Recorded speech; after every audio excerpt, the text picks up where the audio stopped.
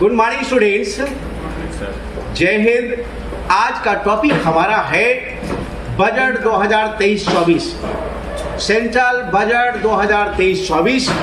इसके बारे में हम आज टोटल जानकारी प्राप्त करेंगे। सबसे पहले यह ध्यान में रखना है कि ये बजट जो है हमारा, ये वर्ड है, इसका मतलब होता है चमड़े की थैली। आज भारत के लिए सबसे पहले जो बजट पेश किया था वो किया था जेम्स विल्सन ने। कब किया था? 1860 में, याद रखना है। तो भारत के लिए सबसे पहले जो बजट पेश किया है वो जेम्स विल्सन ने किया है 1860 में। और बजट क्या है? एक अनुमानित आय व्यय का ब्यौरा है। लेकिन आजकल सिर्फ आय व्यय का ब्यौरा ही नहीं है, बल्कि सरकार का एनुअल फाइनेंशियल रिपोर्ट होता है, एक प्रकार से वित्तीय नीतिगत दस्तावेज होता है। यह ध्यान में रखना है।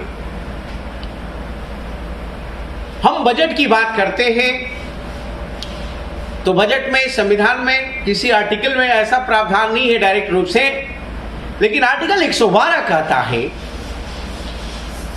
कि एनुअल फाइनेंशियल रिपोर्ट सरकार प्रति वर्ष पेश करेगी। राष्ट्रपति वित्त मंत्री के माध्यम से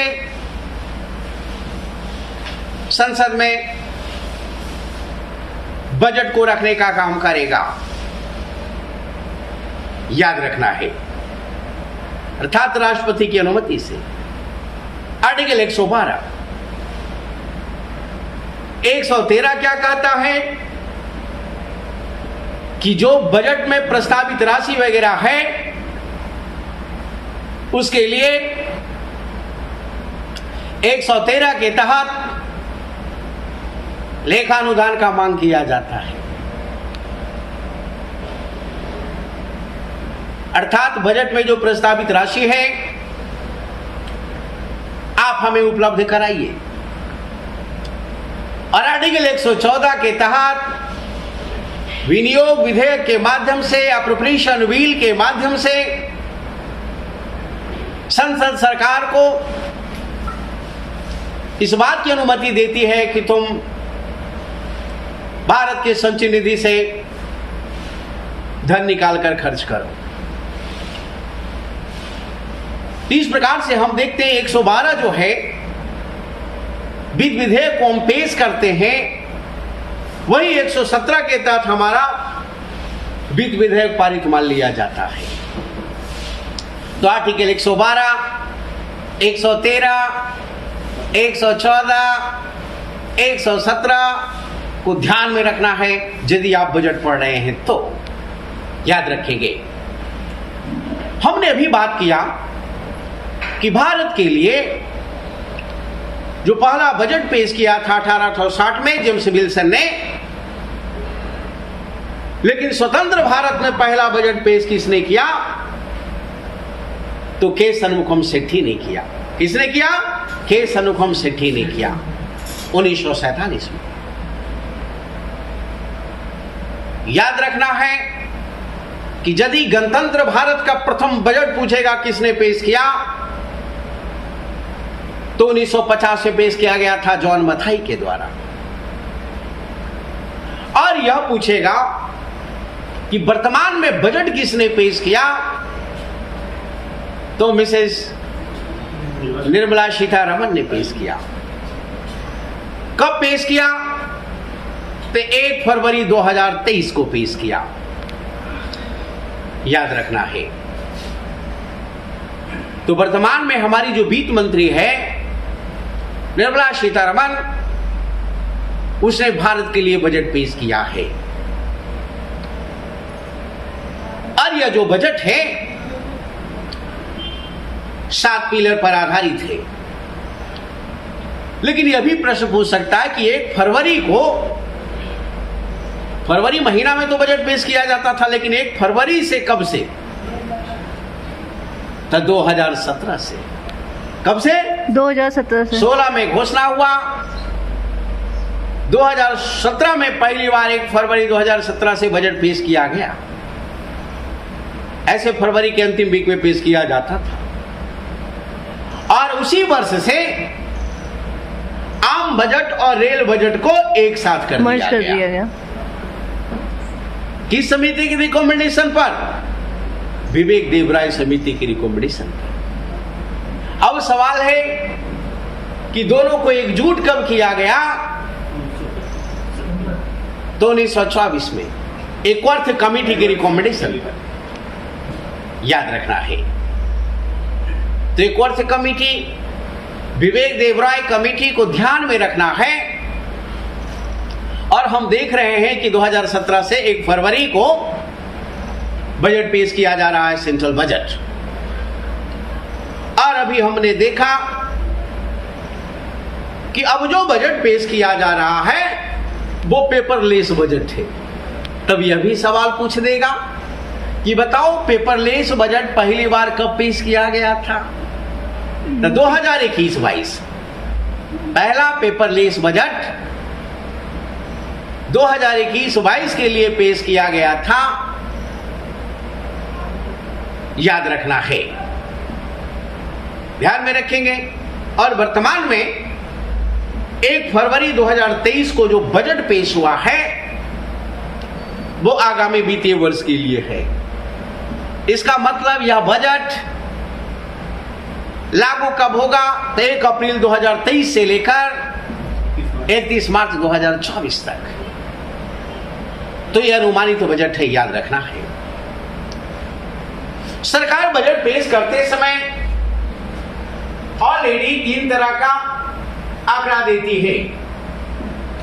एक वास्तविक बजट होता है, दूसरा होता है संशोधित अनुमानित बजट, संशोधित अनुमानित बजट, और तीसरा जो होता है अनुमानित बजट, याद रखना है। तो वास्तविक बजट किस साल के लिए? तो 2021-22 के लिए। संशोधित अनुमानित बजट किसके लिए? 22-23। तो 2022-23 के लिए। अनुमानित बजट किसके लिए? 23-24 के लिए। तो हम इस पर चर्चा करेंगे। इस पर चर्चा हम आर्थिक सर्वेक्षण में करेंगे। इकोनॉमी सर्वे इसी का होता है, याद रखिएगा। और रियल फिगर यहां से होता है, याद रखेंगे। तो ध्यान में रखना है, वर्तमान में जो बजट पेश किया गया है वो ऑलरेडी अनुमानित बजट 2023-24 के लिए है। 1 फरवरी 2023 को पेश किया गया और ये 7 पिलर पर आधारित है। 7 पिलर पर, जिसको सप्तऋषि कहा गया है। आखिर ये ऋषि मंत्र के माध्यम से देश में हम अमृतकाल में जबरदस्त विकास करेंगे। अमृतकाल का यह पहला बजट है, याद रखिएगा, क्योंकि 2022 तक अमृत महोत्सव था भारत में, 75 साल पूरा कर लिया। अगला जो 25 साल है वो अमृतकाल है। तो अमृतकाल का पहला बजट कब पेश किया गया? 1 फरवरी 2023 को, याद रखना है। 7 पिलर की बात करता है तो पहला समावेशी विकास है, इनक्लूसिव डेवलपमेंट। समावेशी विकास का मतलब समाज का अमीर गरीब सभी लोगों को विकास किया जाए, विकास को लेकर भेदभाव नहीं होना चाहिए। दूसरा है अंतिम छोर अंतिम व्यक्ति तक पहुंच। सरकार कहती है कि हम कमजोर आदमी के लिए है। सरकार किसके लिए है? कमजोर व्यक्ति के लिए, जो अंतिम पदार पे बैठा हुआ है, संसाधन विहीन है, वहां तक सरकार पहुंचना चाहती है और वेलफेयर प्रोग्राम को पहुंचाना चाहती है, वंचितों को वरीयता, ताकि वो भी यह समझ सके कि यह हमारा देश है और हम इसके विकास में सहभागी हैं। तो हमें भी उसके लिए कुछ करना होगा। तभी वो अपनत्व का उसे एहसास होगा, और उसको उपेक्षित करके हम भारत को विकसित नहीं कर सकते। इसलिए भारत सरकार ने आकांक्षी जिला कार्यक्रम चलाया, जिसके तहत हर जिला में मार्जिनल पीपल तक पहुंचकर उसको ऊपर उठाना है। तो ये बहुत बड़ी बात है। तीसरा है बुनियादी ढांचा और निवेश, बेसिक इंफ्रा एंड इन्वेस्टमेंट को बढ़ाना है, और इसे हम बढ़ाकर आधारभूत ढांचा को मजबूत करेंगे तो हमारा इकोनॉमी मजबूत होगा, और यह भारतीय अर्थव्यवस्था के लिए सकारात्मक है। सरकार पूंजीगत खर्च को धीरे धीरे बढ़ा रही है। प्रधानमंत्री गति शक्ति योजना के माध्यम से 104 लाख करोड़ का इन्वेस्ट कर रही है। तो ये बहुत बड़ी बात है। अगला पिलर जो हमारा चौथा है, निहित क्षमताओं का विस्तार।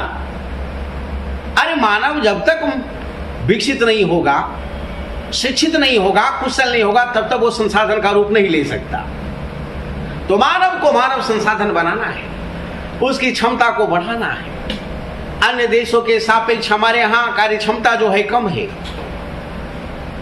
15 गुना 20 गुना कम है।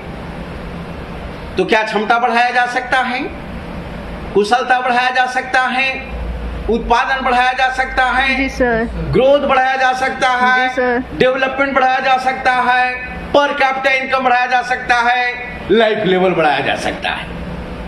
हमारा मकसद यह है। जो हमारा पांचवा पिलर है वो हरित विकास है। सरकार अब कहती है ग्रीन डेवलपमेंट की बात करती है।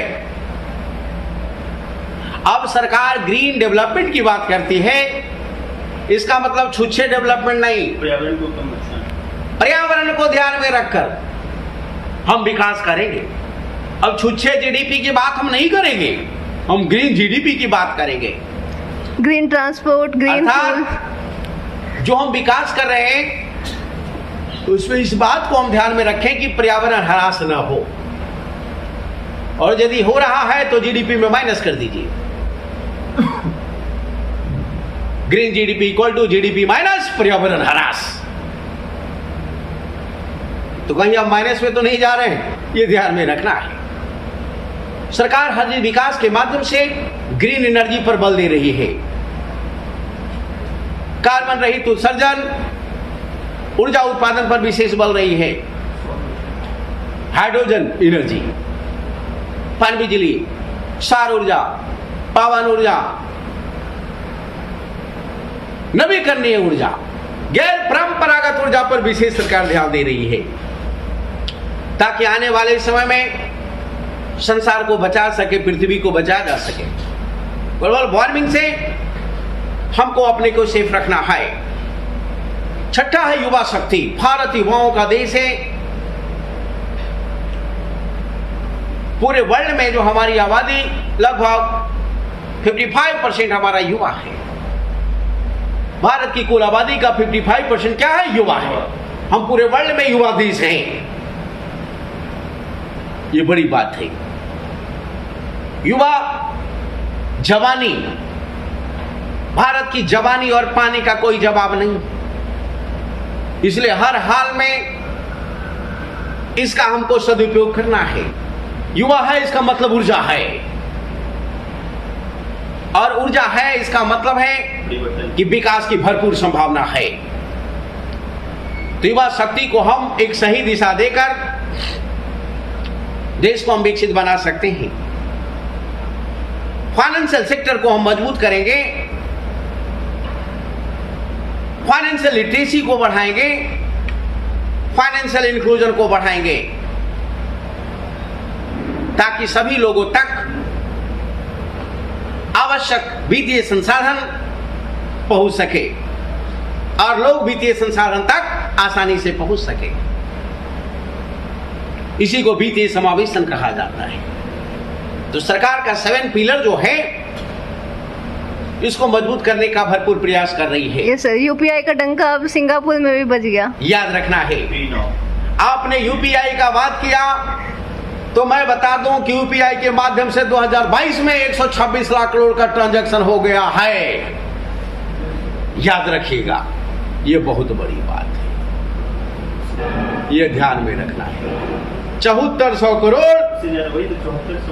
7400 करोड़ जो है डिजिटल पेमेंट हुआ है 126 लाख करोड़ मूल्य का, या 2022 में। सवाल है कि इसमें सरकार ने क्या क्या बताया इस बजट में। तो इस बजट में सरकार ने बताया है कि हम 2014 के बाद हमारा जो प्रति व्यक्ति आय है दुगना हो गया है, और वर्तमान में जो प्रति व्यक्ति आय है वो 1,97,000 रुपया है। भारत का पर कैपिटा इनकम 1,97,000 रुपया है। सरकार कहती है कि हमारे समय में 14 के बाद हमने 9 साल में हमारी इकोनॉमी विश्व की 10वीं सबसे बड़ी इकोनॉमी थी 5 पे, लेकिन आज हमने 5वीं बड़ी इकोनॉमी हमने कर दिया है। यह बहुत बड़ी बात है। सरकार कहती है एम्प्लॉयमेंट प्रोविडेंट फंड ऑर्गेनाइजेशन में कर्मचारियों की संख्या हमने दुगनी कर दिया है, और आज ईपीएफओ से लोग जुड़कर लगभग 27 करोड़ लोग जुड़ा हुआ है। इसके माध्यम से कर्मचारी अपना वेतन का एक सर्टेन अमाउंट जमा करता है ताकि उसका भविष्य सुरक्षित हो सके। तो ईपीएफओ में कर्मचारियों की सरकार संख्या कितना ने बताया है बजट में? 27 करोड़। याद रखिएगा, सरकार कहती है 2022 में हमने यूपीआई के माध्यम से 7400 करोड़ डिजिटल पेमेंट किया है, और इसके माध्यम से हमने 126 लाख करोड़ 126 लाख करोड़ रुपए का, याद रखना है, 126 लाख करोड़ रुपए का 7400 करोड़ डिजिटल पेमेंट। ये बहुत बड़ी बात है, मतलब मोड और वो वैल्यू, समझ गया ना। जैसे एक बार उन्होंने 5,000 दिया, 2,000 दिया तो 2 हो गया हमारा डिजिटल पेमेंट, लेकिन अमाउंट कितना हो गया? 10,000। तो याद रखना है। सरकार कहती है बजट में कि हमने स्वच्छ भारत मिशन के अंतर्गत 11 करोड़ 70 लाख घरों में शौचालय का निर्माण किया है। 11 करोड़ 70 लाख शौचालय का निर्माण हमने किया है। ये सरकार बता रही है बजट में लगभग 12 करोड़ शौचालय का निर्माण। इसका मतलब स्वच्छ भारत, स्वस्थ भारत सिर्फ नारा ही नहीं है बल्कि काम हुआ है। सरकार बजट में बता रही है कि उज्ज्वला योजना के माध्यम से हमने 9 crore 60 lakh LPG gas connection उपलब्ध कराया है। लगभग 10 करोड़ लोगों को एलपीजी गैस कनेक्शन उपलब्ध कराया है। अर्थात हरित ऊर्जा के क्षेत्र में बहुत बड़ा विकास है, और इसका प्रशंसा WHO ने किया है। वर्ल्ड हेल्थ ऑर्गेनाइजेशन ने किया है कि महिलाओं को आंसू और फेफड़ा काफी सुरक्षित हो गया है, क्योंकि धुएं से जो खाना बनाती थी उसका एक वैकल्पिक संसाधन सरकार के द्वारा उपलब्ध कराया है। तो यह बहुत बड़ी बात है। उज्ज्वला योजना में भी काम किया है, स्वच्छ भारत अभियान में भी काम किया है। सरकार यह बता रही है कि हमने स्वच्छता में ही नहीं, ऊर्जा के क्षेत्र में ही नहीं, बल्कि स्वास्थ्य के क्षेत्र में हमने बढ़िया काम किया है। और कोविड विरोधी टीकाकरण जो हमने जबरदस्त करवाया है, 17 जुलाई 2022 तक 120 करोड़ 200 करोड़ टीका हमने दे दिया है, 200 करोड़, और 19 दिसंबर 2022 तक 220 करोड़ टीकाकरण हमने भारत में कर दिया है। ये बहुत बड़ी बात है। इसमें सरकार का जितना प्रशंसा किया जाए कम है, अद्भुत है, पूरे देश को बचा लिया कोविड से, ये बहुत बड़ी सफलता है। मानना पड़ेगा, हमारे देश पर हमें गर्व होनी चाहिए।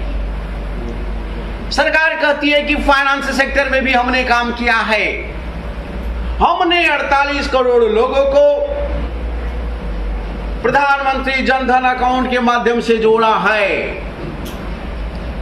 प्रधानमंत्री जनधन अकाउंट फाइनेंशियल इंक्लूजन का बहुत बड़ा उदाहरण है और 48 करोड़ लोगों को हमने जोड़ा है। याद रखना है, यह बहुत बड़ी बात है। 47 करोड़ 80 लाख लोगों को प्रधानमंत्री जनधन अकाउंट, जिसमें 10,000 ओवरड्राफ्टिंग की सुविधा है, दुर्घटना बीमा भी है, जीवन बीमा भी है। याद रखना है, नो फ्रिल अकाउंट है, जीरो बैलेंस पे खोला जाता है। तो ये बहुत बड़ी बात है।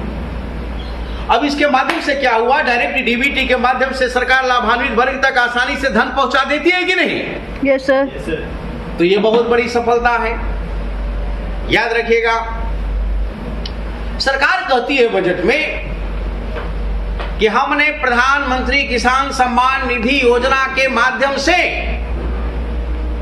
भारत के 11.5 करोड़ किसानों के अकाउंट में हमने 2,20,000 करोड़ रुपया डाल दिया दिसंबर 2018 से। बजट 2019 में आया था ना जी, हर साल 6,000 रुपये।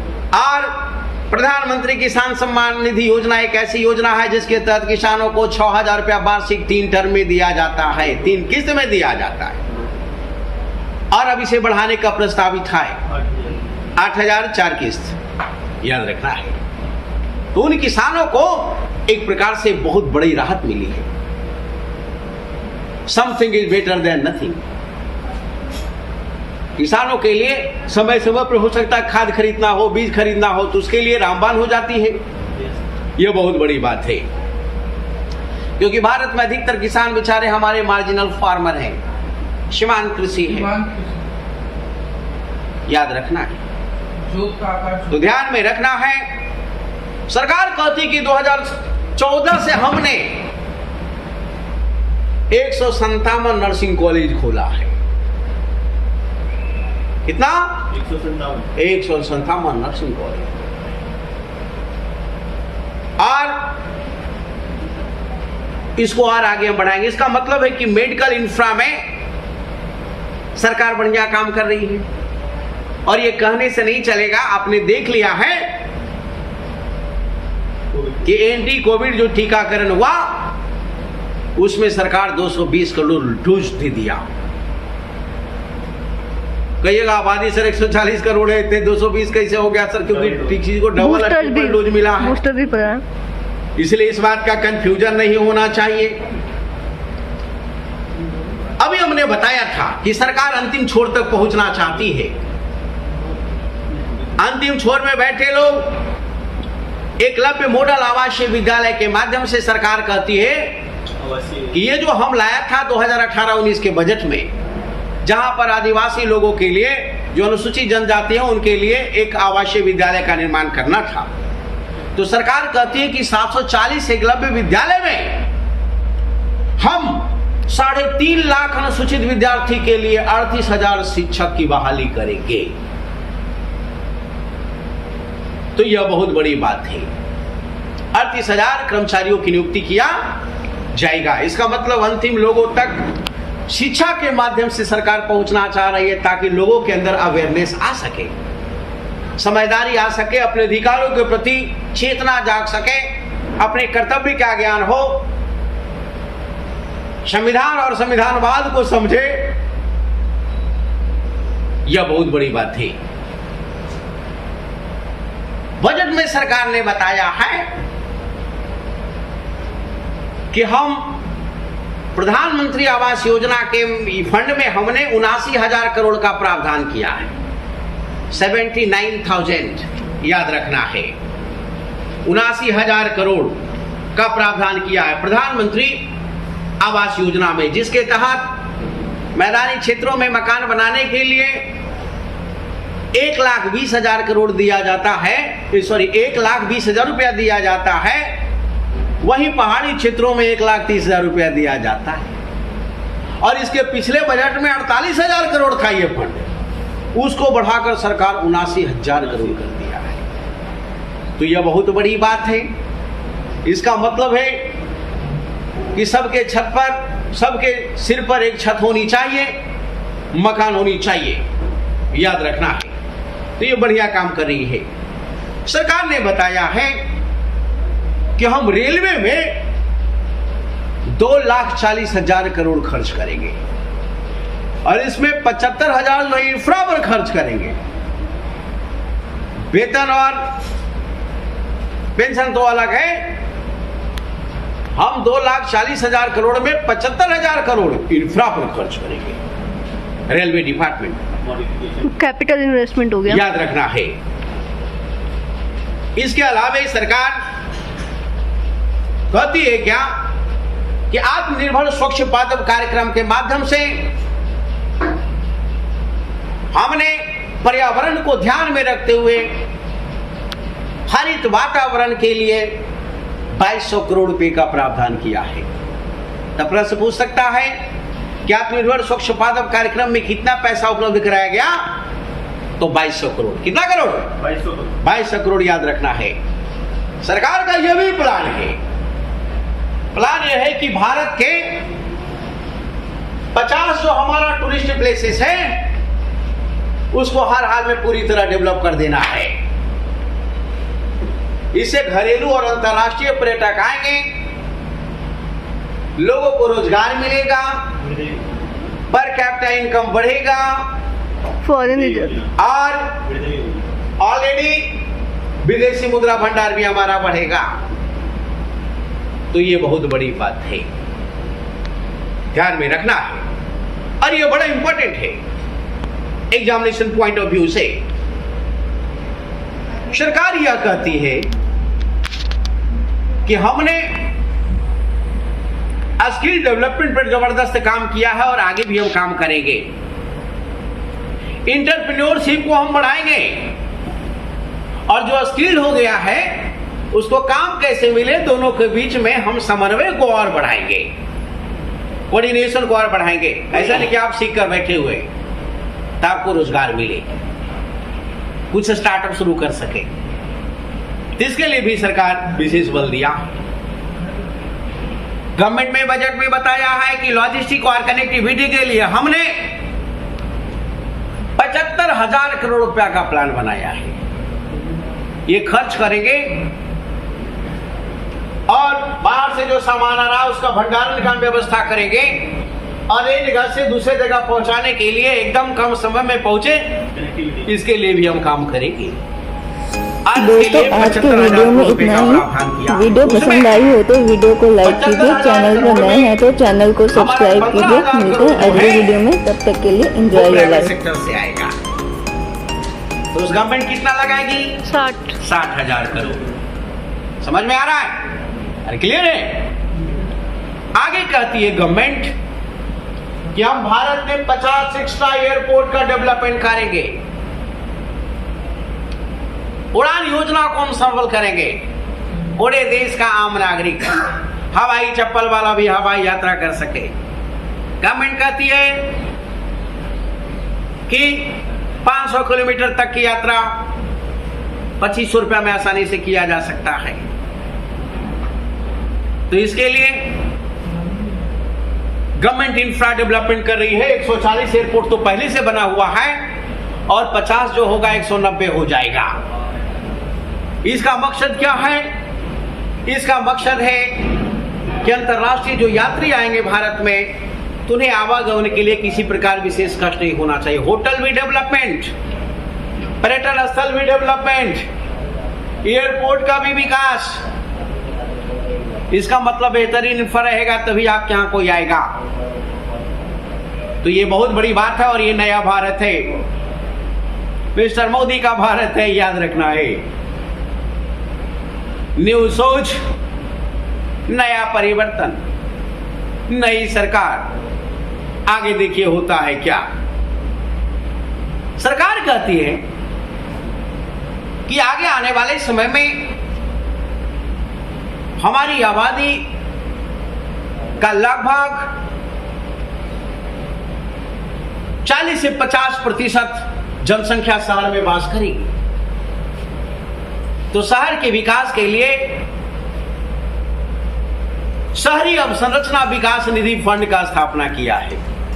शहरी विकास अवसंरचना निधि या फंड का स्थापना किया है और इसके माध्यम से शहरों में जो बेसिक इंफ्रा है उसका डेवलपमेंट किया जाएगा ताकि पॉपुलेशन का लोड ले सके, स्वच्छता मेंटेन दोस्तों हो आज सके। के वीडियो में इतना ही। वीडियो पसंद आई हो तो वीडियो को लाइक कीजिए, चैनल पर नए हैं तो चैनल को सब्सक्राइब कीजिए। मिलते हैं अगले वीडियो में, तब तक के लिए enjoy your life. Sewerage system एकदम ठीक ठाक होना चाहिए, रोड गैलरी ठीक ठाक होनी चाहिए,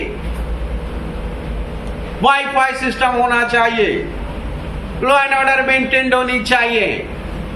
तो इसके लिए गवर्नमेंट एक और फंड क्रिएट करने जा रही है। सब कुछ दुरुस्त होना चाहिए। हाँ, इसके अलावा कौशल विकास 4.0 को लेकर काम कर रही है गवर्नमेंट। क्या आर्टिफिशियल इंटेलिजेंस पर डेवलपमेंट बल देना होगा। आर्टिफिशियल इंटेलिजेंस को ध्यान में रखना होगा आजकल के समय। इंडस्ट्री को ठीक ठाक करना होगा। सरकार बजट में बताया है कि वरिष्ठ नागरिक बचत खाता योजना में अब अधिकतम जमा राशि 15 लाख से बढ़ाकर 30 लाख कर दिया गया है। अब यदि कोई व्यक्ति रिटायर करता है तो आफ्टर 60 ईयर उससे जो रिटायरमेंट मिलता है आसानी से वो रख दे। 15 ही लाख नहीं, अब 30 लाख तक रख सकता है और उस पर गवर्नमेंट ब्याज देती है 8%। तो ये बहुत बड़ी बात है। पेंशनधारियों का जो रिटायरमेंट जो फंड है वो काफी सुरक्षित हो जाता है और उस पर एक स्वस्थ ब्याज भी मिलता है। तो उसका इनकम भी बढ़ेगा क्योंकि जैसे जैसे उम्र बढ़ता है आपका हेल्थ बजट बढ़ता जाता है। समझ गए? तो उसको ठीक ठाक करने की आवश्यकता है। नेक्स्ट है कि भारतीय मोटा अनाज अनुसंधान केंद्र। गवर्नमेंट कह रही है कि हैदराबाद में हम भारतीय मोटा अनाज अनुसंधान केंद्र बनाएंगे श्री अन्ना। और इसका मकसद कि मोटा अनाज का उत्पादन को बढ़ाना है और अंतरराष्ट्रीय स्तर पर सप्लाई को बढ़ा देनी है और इसी का नाम श्री अन्न है। अर्थात श्री अन्न के लिए भारत को एक वैश्विक हब बनाना है क्योंकि आने वाले समय में मोटा अनाज खाकर ही स्वस्थ रह सकता है, मोटा हो सकता है, नहीं तो सब छोटा होगा। मोटा अनाज हमारे हेल्थ के लिए जबरदस्त है, इसलिए मड़ुआ खूब खाइए, बाजरा खूब खाइए, रागी खूब खाइए, करकड़ा कर कबाड़ दीजिए और हेल्दी अपने को कीजिए।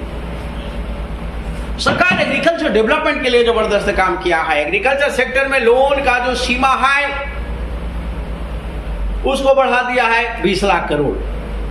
इसके पहले कितना था? 18 लाख करोड़। इसके पहले कितना था? 16.5 लाख करोड़। इसके पहले कितना था? 15 लाख करोड़। तब 15 लाख करोड़ से कितना कर दिया? 16 लाख करोड़। उसका अगला साल कितना कर दिया? 17.5 लाख, 18 लाख करोड़, 16.5 लाख करोड़। 15 से कितना कर दिया? 16.5 लाख करोड़। 1.5 लाख करोड़ बढ़ा दिया, फिर 1.5 लाख करोड़ बढ़ा दिया, 16.5 से 18 लाख करोड़ कर दिया और अब 2 लाख करोड़ बढ़ा दिया है। तो कहिए क्यों? इसीलिए कि 1 करोड़ किसानों को सरकार ऑर्गेनिक फार्मिंग से जोड़ने जा रही है।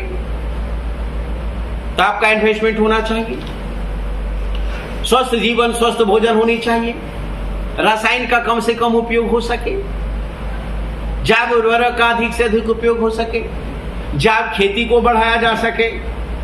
इसके लिए सरकार गर्दा काम कर रही है और यह जो लोन होगा वो कृषि क्षेत्र के लिए होगा, पशुपालन के लिए होगा, मत्स्य पालन के लिए होगा, तीनों के लिए होगा। कितना लाख करोड़? 20 लाख करोड़। कितना लाख करोड़? 20 लाख करोड़। 20 लाख करोड़। इसके अलावा सरकार प्रधानमंत्री मत्स्य संपदा योजना में 6,000 करोड़ रुपया दिया है। कितना करोड़? 6,000 करोड़ रुपया दिया है।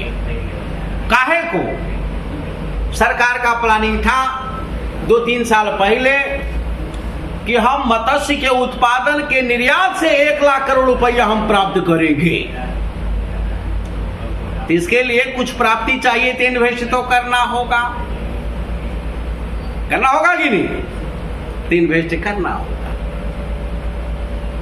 तो इन्वेस्टमेंट आप करेंगे, इसके लिए प्रधानमंत्री मत्स्य संपदा योजना के लिए कितनी राशि बजट में उपलब्ध कराया गया? 6,000 करोड़। कितना करोड़? 6,000 करोड़। 6,000 करोड़ याद रखिएगा। इसके अलावे हेल्थ के सेक्टर में क्या कर दिया? हेल्थ के सेक्टर में sickle cell anaemia eradication centre का स्थापना किया जाएगा भारत में। Sickle cell anaemia eradication centre का स्थापना किया जाएगा और इसका मकसद जो सिकल सेल से पीड़ित है व्यक्ति, उसका इलाज करना है। इसमें क्या होता है? आरबीसी डेड हो जाता है।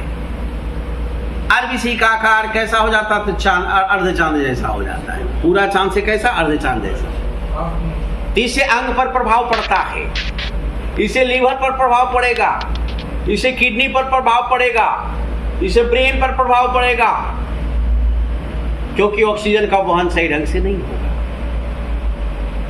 समझ गया? तो ये बहुत बड़ी बात है और इसके लिए सरकार कहती है 2047 तक इस बीमारी को हम खत्म कर देंगे, उन्मूलन कर देंगे। तो क्वेश्चन आ सकता है कि सिकल सेल डिजीज का उन्मूलन कब तक किया जाएगा? 2047 का मतलब इसका प्लान है कि नहीं? अमृतकाल, अंतिम दम हमारा वही है कि जब देश 100 साल का होगा तो यहां पर सिकल सेल डिजीज नहीं होना चाहिए। ठीक है।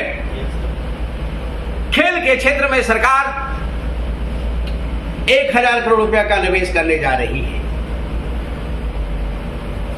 इससे क्या होगा? जो गेम इंफ्रा डेवलपमेंट होगा तो अंतरराष्ट्रीय स्तर पर जो भी हमारा पदक होगा हमारे पक्ष में होगा, भारत के झोली में गिरेगा। इसके लिए हम खिलाड़ियों पर बढ़िया निवेश करेंगे और जैसा निवेश करेंगे वैसा ही हमारा परिणाम मिलेगा, वैसा ही फसल हम काटेंगे, वैसा ही फसल हम काटेंगे, वैसा ही रजत स्वर्ण और हम कांस्य पदक लाएंगे। तो यह बहुत बड़ी बात है। सरकार आकांक्षी प्रखंड कार्यक्रम में के तहत भारत के 500 ब्लॉक को ऑलरेडी यहां पर आकांक्षी कार्यक्रम योजना के तहत स्वास्थ्य के क्षेत्र में, स्वच्छता के क्षेत्र में, पोषण के क्षेत्र में, शिक्षा के क्षेत्र में जबरदस्त काम करने जा रहे हैं। 500 ब्लॉक पर विशेष ध्यान देगी, जिसमें बिहार में कितना ब्लॉक? तो 61 ब्लॉक। कितना ब्लॉक? 61 ब्लॉक शामिल है बिहार में, उस पर विशेष गौर किया जाएगा। समझ गए? आकांक्षी जिला योजना वैसा कार्यक्रम जिसके तहत जो भी पिछड़ा समाज है उसको आगे बढ़ाने के लिए, पिछड़े लोग हैं उसको आगे बढ़ाने के लिए वहां तक सरकार एकदम पहुंचेगी और विशेष ध्यान देगी कि शिक्षा लेवल कैसे उठे, स्वास्थ्य लेवल कैसे उठे, पोषण लेवल कैसे उठे, आय लेवल कैसे उठे, सुरक्षा लेवल कैसे उठे, सतत विकास कैसे हो, इस पर काम कर रही है। इसके अलावे पीएम-पीवी-टीजी विकास मिशन के माध्यम से सरकार 75 आदिवासी ग्रुप का क्रिएट किया है और इस कार्यक्रम के माध्यम से अगले 3 साल में 15,000 करोड़ रुपया खर्च करके, कितना करोड़? 15,000 करोड़। 15,000 करोड़ रुपया खर्च करके आदिवासी समाज विशेष रूप से आदिवासी समाज पर स्वच्छता के क्षेत्र में, शिक्षा के क्षेत्र में, स्वास्थ्य के क्षेत्र में, पोषण के क्षेत्र में जबरदस्त काम किया जाएगा। ध्यान में रखना है, यह बहुत बड़ी बात है। तो पूछेगा पीएम-पीवी-टीजी विकास मिशन के तहत कितना पैसा? 15,000 करोड़। गवर्नमेंट करेगी कि आगे आने वाले समय में 1 लाख पुरातन अभिलेख का हम डिजिटलाइजेशन करेंगे, अर्थात हम सबको ऑनलाइन कर देंगे तो हर कोई पढ़ सकता है। एक प्रकार से सांस्कृतिक ये पुनरुत्थान हुआ। ध्यान में रखना है। और यह बहुत बड़ी बात है। ई कोर्ट इंफ्रास्ट्रक्चर डेवलपमेंट के लिए बजट में कितना पैसा उपलब्ध कराया गया है?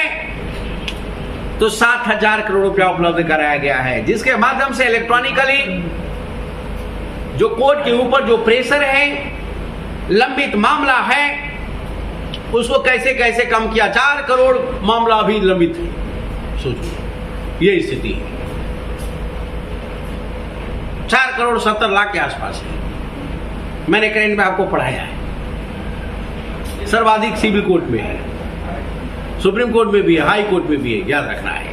तो इस प्रकार से हम ध्यान में रखते हैं कि ऑलरेडी ई कोर्ट के माध्यम से सरकार लोगों को न्याय उपलब्ध कराने का भरपूर प्रयास करेगी। नवीकरणीय ऊर्जा के क्षेत्र में 20,000 करोड़ रुपया निवेश का प्लान बनाया है। कितना करोड़? 20,000 करोड़। 20,000 करोड़ रुपए का प्लान बनाया गया है। Renewable energy, green energy, hydrogen train चलेगा, हाइड्रोजन आधारित ट्रेन, हाइड्रोजन ऊर्जा आधारित ट्रेन चलेगा। दिसंबर 2023 में आ जाएगा। सोच लो भारत में। ध्यान में रखना है। तो जो हमारा ग्रीन एनर्जी है उसके उत्पादन पर सरकार विशेष बल देगी। अमृत धरोहर योजना लाई है। इसके माध्यम से जो भी हमारा रामसर साइट है उसको संरक्षण प्रदान करना है। दुर्भाग्य की बात है कि हमने 75% रामसर साइट को मुंबई में खो दिया। भारत में 30% रामसर साइट को हमने खो दिया है। तो अब जो बचा हुआ है उसका संरक्षण किया जाए, इसके लिए ध्यान में रखना है कि हमने अमृत धरोहर योजना लाई है, याद रखना है। इसके अलावा वाइब्रेंट विलेज प्रोग्राम लाई है गवर्नमेंट। वाइब्रेंट विलेज प्रोग्राम का मतलब जो हमारा चीन से सटे हमारा गांव है, लद्दाख हो गया, हिमाचल प्रदेश हो गया, उत्तराखंड हो गया और सिक्किम हो गया, अरुणाचल प्रदेश हो गया, तो ये सारा जो राज्य हमारा है, यहाँ 19 जिला का लगभग 3,000 गांव कनेक्टेड रहता है चाइना से। और इस गांव में सरकार इंफ्रा डेवलपमेंट पर बल दे रही है, समुचित विकास पर बल दे रही है, बुनियादी ढांचा के सुधार पर बल दे रही है, ताकि हमारा जो अगली कड़ी पंक्ति है जो मजबूत रहे चाइना के साथ, याद रखना है। मासिक आय खाता योजना के तहत उस अकाउंट में 4.5 लाख रुपया रखा जाता था, अब उसको बढ़ाकर 9 लाख रुपया कर दिया गया है। मिनिमम इसमें 1,000 रख सकते हैं और इस जमा राशि पर 7.1% हमारा सालाना ब्याज मिलता है। इसके अलावा राज्यों को स्पष्ट कर दिया गया है कि आपका एसजीडीपी जो है वो ऑलरेडी राजकोषीय घाटा जो आपका है एसजीडीपी का 3.5% से अधिक नहीं होना चाहिए, और यदि होता है तो श्रीलंका को ध्यान में रखना है, याद रखिएगा। तो राजकोषीय जो हमारा नीति है उसको ध्यान में रखते हुए 2003 के अधिनियम को ध्यान में रखते हुए राजकोषीय घाटा प्रबंधन अधिनियम 2003 को ध्यान में रखते हुए हर हाल में जीडीपी का 3.5% से अधिक राजकोषीय घाटा नहीं होना चाहिए, राज्यों को बोल दिया गया है। समझ गए? क्रमशः मतलब आगे बजट में भी जारी रहेगा। कुछ देर के लिए हम विराम लेते हैं। अगले सेशन में फिर हम 6 बजट पर चर्चा करेंगे, 2-3 क्लास में इसको कड़कड़ाएंगे और समीक्षा करेंगे। That's all. जय हिंद। Let it be now. गर्दा आगे देखते रहिए। दोस्तों आज के वीडियो में इतना ही। वीडियो पसंद आई हो तो वीडियो को लाइक कीजिए, चैनल पर नए हैं तो चैनल को सब्सक्राइब कीजिए। मिलते हैं अगली वीडियो में, तब तक के लिए एंजॉय योर लाइफ।